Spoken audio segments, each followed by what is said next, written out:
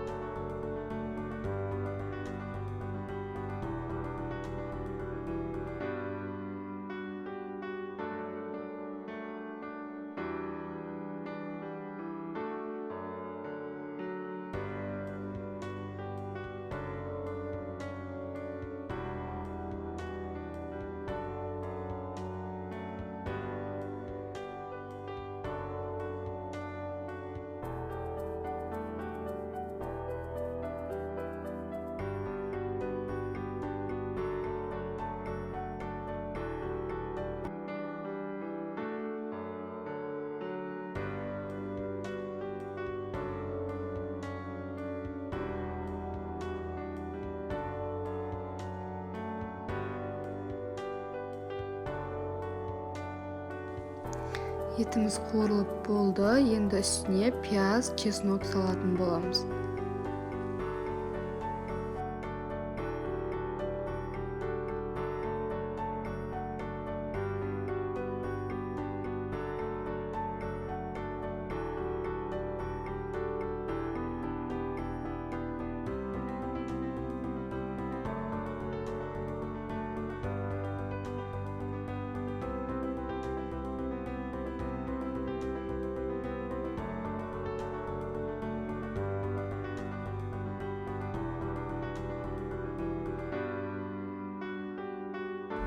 Үстіне 1 ас қасық томат пастасын салып, және де дәміне қарай тұз саламыз.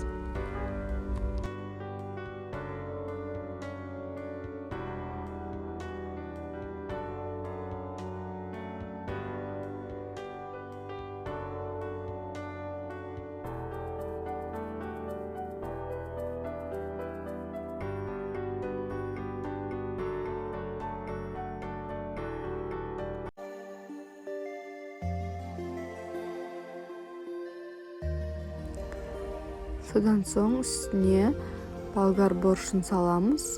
Қызыл және көк түсінен араластырып,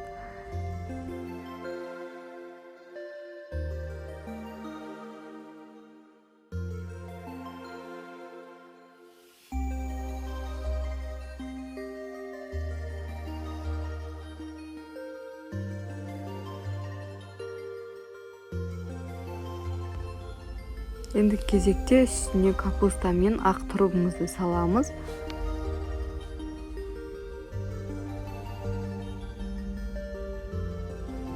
Содан соң осындай тұздалған жанду саламыз.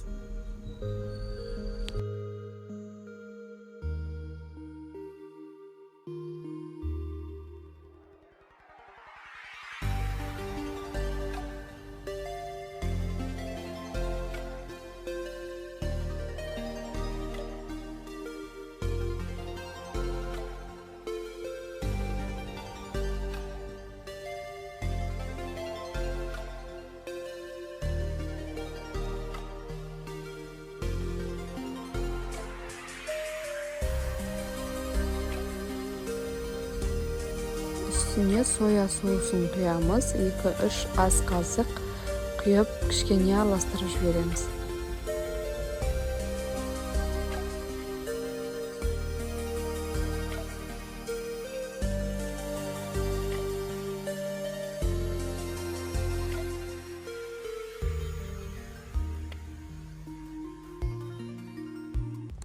Енді кезек үстіне свежий жандуды турап, осылай салатын боламыз.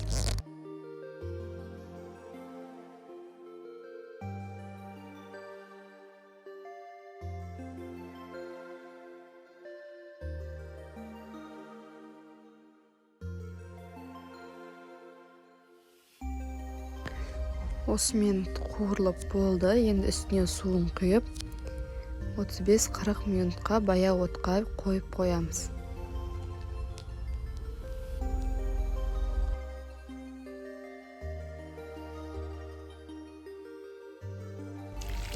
Содан соң осындай қайнап тұрған суымызға дайын лагманымызды бір салып аламыз.